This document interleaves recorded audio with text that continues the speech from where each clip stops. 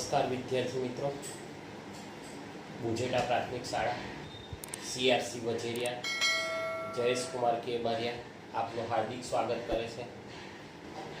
ચતુષ્કોણની સમજ સ્વાધ્યાય 3.3 ના આપણે 3 પીરિયડ પૂરા કર્યા અને આજે આપણે ચોથા પીરિયડની અંદર દાખલા નંબર 8 ની આપણે વાત કરવાના છે. હવે દાખલા નંબર 8 શું કહે છે તે તમે જુઓ. તો કે નીચેની આકૃતિ GUNS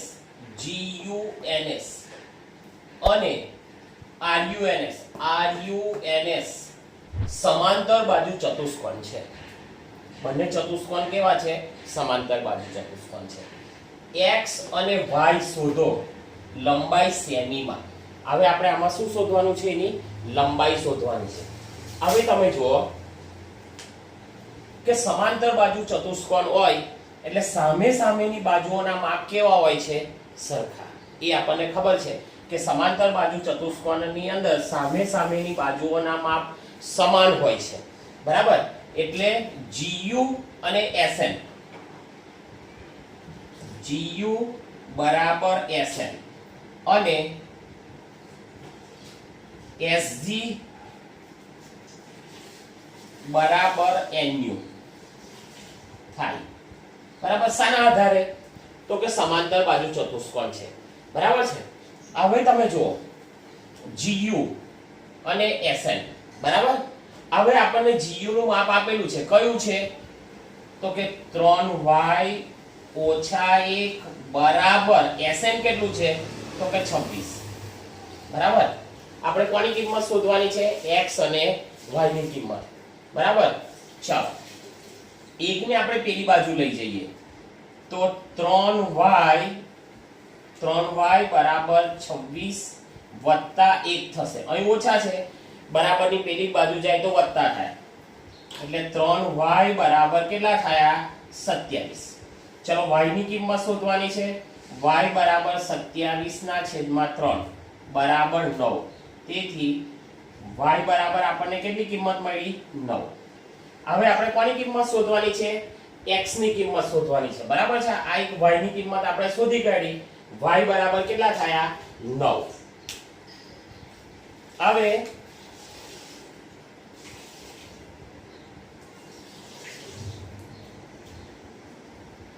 બીજું છે આપણી પાસે. કયું છે? 3x બરાબર 18. આયુ આ 3x બરાબર 18. x ની કિંમત શોધીએ. x બરાબર 18/3 એટલે x બરાબર 3 × 18. x બરાબર આપણને કેટલા મળ્યા? 6. બરાબર? ચાલો એટલે આપણને શું થયું?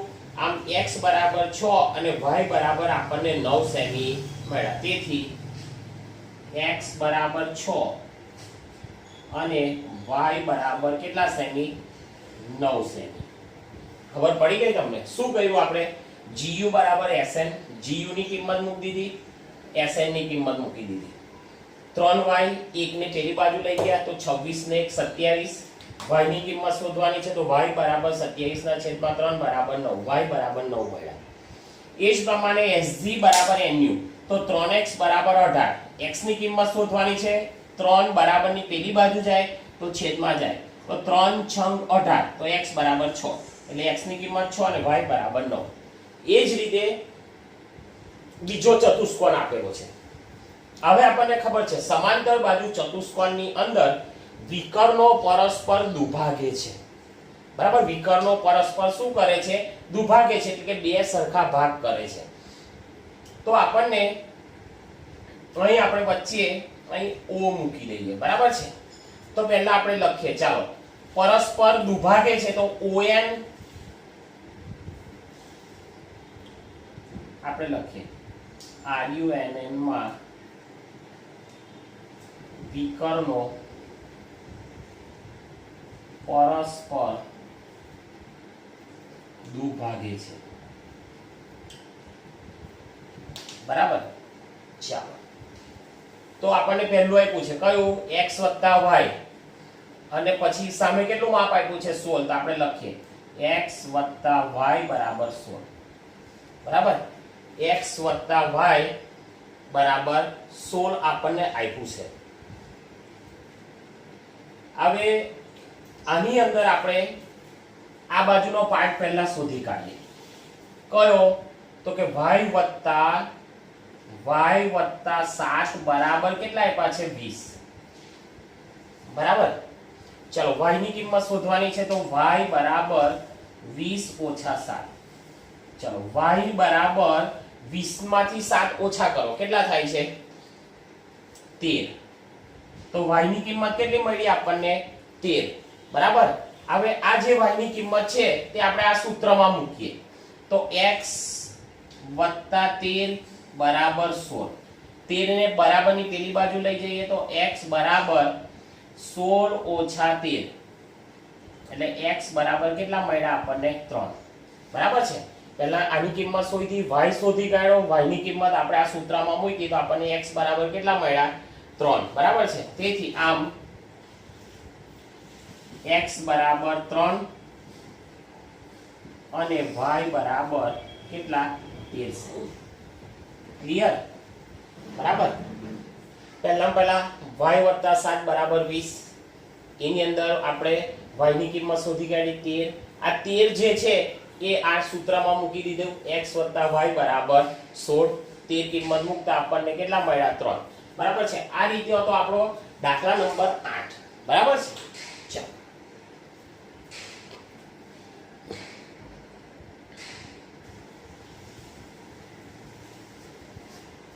જો દાખલા નંબર 9 આપણને એમ થોડો અટપટો દેખાય છે, પરંતુ એકદમ સહેલામાં સહેલો દાખલો છે.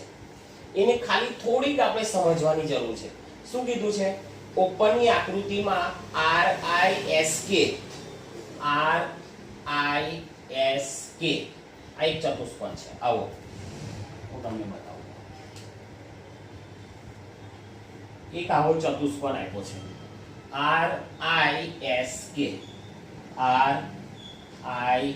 RISK. બરાબર. અને બીજો એક ચતુષ્કોણ આપ્યો છે આપણને C આવો છે. જો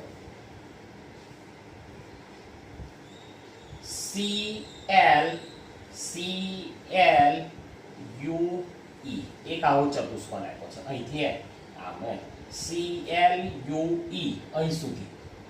બરાબર. અને આ છે RISK. હવે બંને ચતુષ્કોણને શું કરી દીધા છે? ભેગા કરી દીધા છે.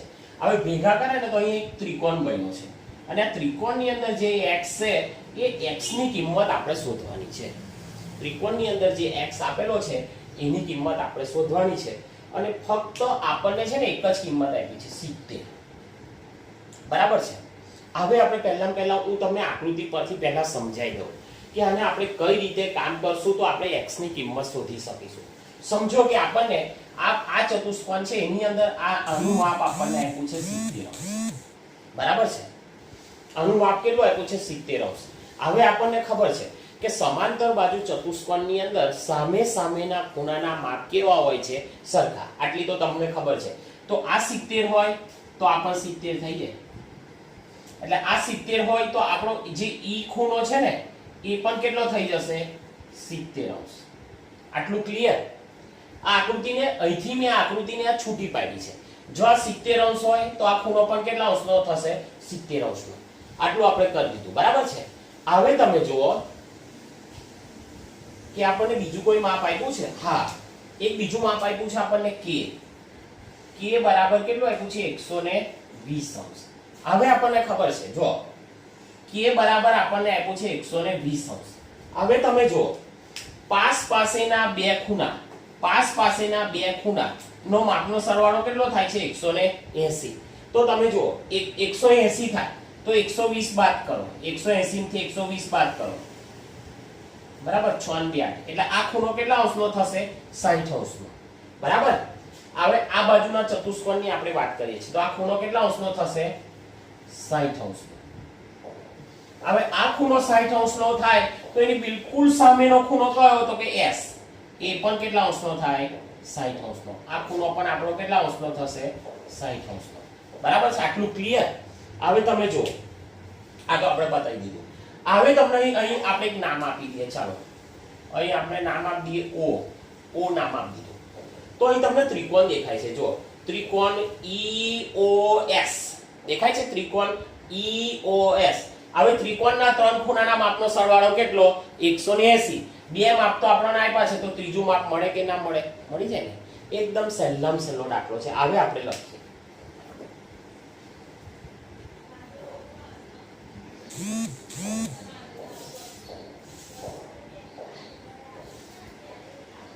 જો આપણે લખીએ આઈટમ ખૂણો L બરાબર ખૂણો E બરાબર. તેથી ખૂણો E બરાબર કેટલો થશે? 70°. આના આધારે આપણે લખ્યું તો કે સામે સામેના ખૂણા, સામે સામેના ખૂણા બરાબર. L જો 70° હોય તો E પણ કેટલો થાય? 70°. સામે સામેના ખૂણાના આધારે આપણે લખી લેવું. હવે તમે જુઓ કે ખૂણો K પ્લસ ખૂણો R બરાબર 180°. બરાબર. ચલો K બરાબર કેટલા આપ્યા છે આપણને? 120° વત્તા R બરાબર આપણે શોધવાના છે બરાબર 180°. તેથી R ખૂણો બરાબર 180° માઈનસ 120°. તેથી R બરાબર કેટલા અંશ? 60°. આ કોના આધારે લખ્યું આપણે? તો કે પાસ પાસેના પૂરક કોણ ના આધારે આપણે લખ્યું કે ભાઈ આ ખૂણો 120 નો હોય તો આ ખૂણો કેટલા અંશનો થાય? 60°. શાના આધારે લખ્યું? પાસેના પૂરક કોણ. હવે આપણે લખીએ ખૂણો R અને ખૂણો S બંને કેવા છે? ખૂણો R ઇક્વલ ટુ ખૂણો S બરાબર. R બરાબર કેટલા છે? 60 છે, તો S પણ કેટલો થશે? તેથી S બરાબર પણ કેટલો થાય? 60°. શાના આધારે લખ્યું? તો કે સામે સામેના ખૂણા, સામે સામેના ખૂણા બરાબર. ચાલો થઈ ગયું. તો આપણને આ 70 મળી ગયું, આ પણ 60 મળી ગયું. હવે આપણે લખીએ ત્રિકોણ EOS ના 3 ખૂણાના માપનો સરવાળો કેટલો થાય? 180° થાય. ચાલો ત્રિકોણના 3 ખૂણા કયા કયા? E વત્તા S વત્તા X. ખૂણો E વત્તા ખૂણો S વત્તા X બરાબર 180°. ચલો E બરાબર કેટલા આપ્યા છે આપણને? 70° વત્તા S બરાબર 60° વત્તા X બરાબર 180°. તેથી X બરાબર ચલો આ કેટલા થશે? 70 અને 60 તો કે 130. 180° માઈનસ 130°. તેથી X ખૂણો કેટલાનો થશે? 130 ને એટલે 50°. આ ખૂણો કેટલો થશે? 50°. X આપણને કેટલો મળ્યો? 50°. હવે આપણો દાખલો સાચો છે કે ખોટો છે તે જાણવા માટે તમે એમ નક્કી કરો કે ભાઈ આ ત્રિકોણના 3 ખૂણાના માપનો સરવાળો 180 થાય છે. તો કે જો 6 × 5 = 11 એટલે 60 અને 50 110. 110 માં 70 ઉમેરો 180 એટલે આપણો જવાબ કેવો છે? સાચો છે. ખાલી આકૃતિ આપણને ભરાવદાર થોડી લાગે છે કે આ તો બહુ અઘરો દાખલો, પણ ખરેખર આપણે એને સમજીને દાખલો ગણીએ તો એકદમ સહેલામ સહેલો દાખલો છે. એટલે ખાસ તમે આનો વિડિયો બરાબર ધ્યાનથી જોજો અને જાતે દાખલો ગણવાનો પ્રયત્ન કરજો.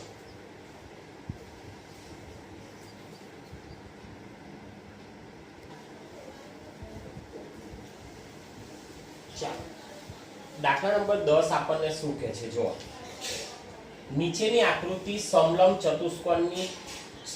ચતુષ્કોણ કેવી રીતે છે સમજાવો. કઈ બે બાજુઓ પરસ્પર સમાન છે? હવે આપણને સમલંબ ચતુષ્કોણનો આપણે ચર્ચા કરી હતી કે સમલંબ ચતુષ્કોણમાં સામસામેની બાજુઓની ફક્ત એક જ જોડ કેવી હોય છે? સમાંતર હોય છે. તો એવો ચતુષ્કોણ હોય તો તેવા ચતુષ્કોણને આપણે સમલંબ ચતુષ્કોણ કહીએ છીએ. એટલે આની અંદર આપણે જોઈએ ને તો ફક્ત આપણને એક જ જોડ સમાંતર છે, બે જોડ છે. જો 1 અને 2 1 અને 2 એટલે આ એક જોડ અને આ બીજી જોડ. તો બે ની અંદરથી ફક્ત એક જ જોડ સમાંતર છે એવું આપણે સાબિત કરવાનું છે. બરાબર છે. હવે તમે જુઓ કે આપણને જે ચતુષ્કોણ આપ્યો છે, કયો ચતુષ્કોણ આપ્યો છે? તો કે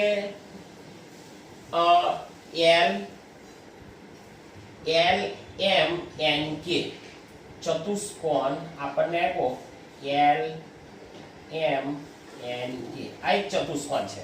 બરાબર. આ ચતુષ્કોણમાં આપણે જોઈએ તો કે આ ચતુષ્કોણની અંદર માપખૂણો L અને માપખૂણો M, માપખૂણો L વત્તા માપખૂણો M બરાબર 180 અંશ છે. આ બંને ખૂણાના માપનો સરવાળો કેટલો છે? 180 અંશ છે. કઈ રીતે જોઈએ? કારણ માપખૂણો L બરાબર કેટલા આપ્યા છે આપણને? 80 અંશ વત્તા M બરાબર કેટલા આપ્યા છે? 100 અંશ બરાબર કેટલા થયા? 180 અંશ. શાના આધારે થયા? તો કે આ બંને ખૂણા કેવા છે? તો કે પૂરક કોણ છે. બંને ખૂણા કેવા છે? તો કે પૂરક કોણ છે. અહીં ખૂણો L અને ખૂણો M એ બંને કેવા છે? પૂરક કોણ છે. અને આપણને ખબર છે કે પૂરક કોણના બે ખૂણાના માપનો સરવાળો કેટલો થાય છે? 180. બરાબર. હવે તમે જુઓ અહીં બે રેખાખંડ છે MN અને KL. કયા રેખાખંડ છે? ML NM. અહીં આ એક રેખાખંડ છે NM સમાંતર KL. આ બે સમાંતર છે. MN અને KL એ કેવા છે? એકબીજાને સમાંતર છે. કઈ રીતે? તો કે એની અંદર એક છેદિકા છે. કઈ? તો કે ML. તો કે ને ML છેદવાથી શું થાય છે? છેદવાથી બનતા છેદિકાના એક જ બાજુના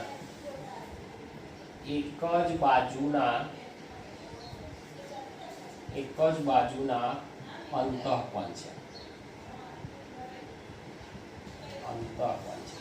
દાખલા તરીકે હું તમને શીખવાડું કે આગલા ધોરણની અંદર આપણે આવું ભણી ગયા હતા, તમને ખબર હોય. આ એક રેખા છે, એક બીજી રેખા છે, આ એક છેદે છે. બરાબર છે. સમજો કે આ ખૂણાનું માપ 100 અંશ છે, આ ખૂણાનું માપ કેટલું છે? 80 અંશ છે. તો આ જે બે ખૂણા હતા ને એને આપણે શું કહેતા હતા? આ છેદિકા, આ બે રેખા અને એની આ છેદિકા. તો આ છેદિકાના એક જ બાજુના અંતઃકોણ, છેદિકાના એક જ બાજુના અંતઃકોણ. આની અંદર પણ આવું થઈ શકે. જો આમ છે. બરાબર. આને આમ લંબાવો. થઈ ગયું. આને 100 અંશ કહો, આને 80 કહો. તો છેદિકાના એક જ બાજુના શું છે? અંતઃકોણ છે. તેથી NM સમાંતર KL છે. બરાબર. તેથી ચતુષ્કોણ LMNK MLLK એ સમલંબ ચતુષ્કોણ છે. બરાબર. આની અંદર આ આકૃતિની અંદર તમે જુઓ તો કે સમાંતર બાજુ, બરાબર, સમાંતર હોય એવી ફક્ત એક જ જોડ છે. એને કારણે આ જે ચતુષ્કોણ છે એ ચતુષ્કોણ કેવો છે? સમલંબ ચતુષ્કોણ છે. બરાબર.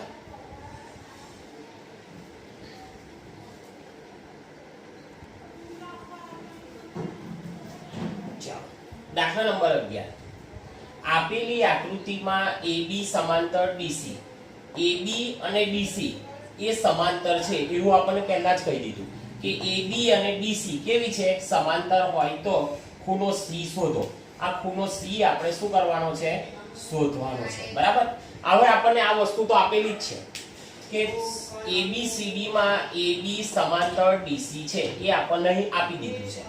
તેથી ABCD સમલંબ ચતુષ્કોણ છે. એબીસીડી કેવો ચતુષ્કોણ છે? સમલંબ ચતુષ્કોણ છે. હવે તમે જો AB અને BC એ સમાંતર છે. AB સમાંતર BC ની છેદિકા કઈ થઈ? આવી આ BC ની છેદિકા BC છે. તેથી એક જ બાજુના છેદિકાના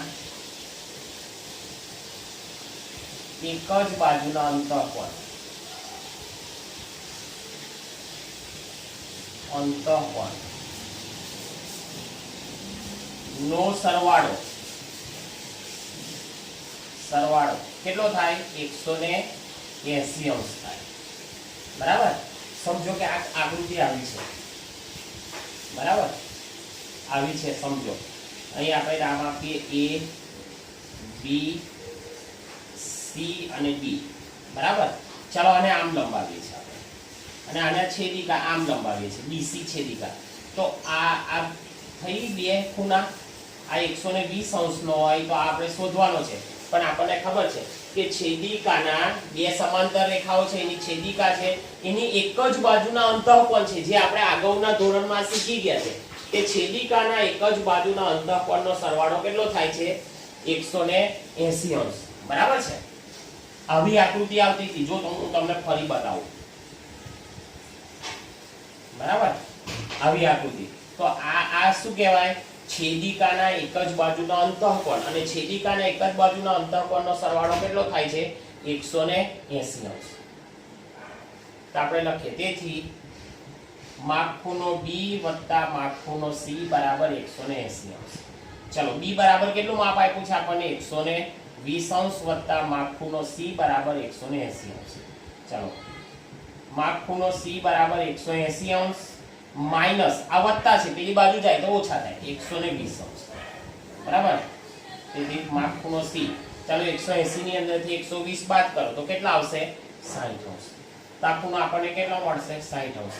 હવે તમે જો બેનો સરવાળો કરી જુઓ, 180 થઈ જશે. બરાબર? એટલે આપણે આ ખૂણો C શોધી કાઢો. હવે દાખલા નંબર જે 12 છે એ આની જેવો જ છે. એ તમારે જાતે કરવાનો પ્રયત્ન કરવાનો છે. બરાબર છે? હવે સ્વાધ્યાય 3.3 અહીં પૂરું થાય છે. દાખલા એકદમ સહેલા હતા. ખાલી આપણને દેખાવે થોડા, આમ જોઈએ તો થોડા એ લાગે, પણ આની જેટલા સહેલા કોઈ દાખલા છે નહીં. બરાબર? વિડિયો શાંતિથી જોજો અને દાખલા ગણવાનો પ્રયત્ન કરજો. અને નહીં આવડે તો આપણે નેક્સ્ટ વિડિયોની અંદર જે દાખલો નહીં આવડે એ હું તમને ફરી સમજાવીશ. બરાબર છે? હવે આપણે ચતુષ્કોણની સમજનું એક છેલ્લું સ્વાધ્યાય આપણું રહ્યું છે 3.4, અને ચતુષ્કોણના બીજા જે પ્રકારો છે 3, એની આપણે ચર્ચા કરવાની છે. એ આપણે નેક્સ્ટ વિડિયોની અંદર એની ચર્ચા આપણે કરશું.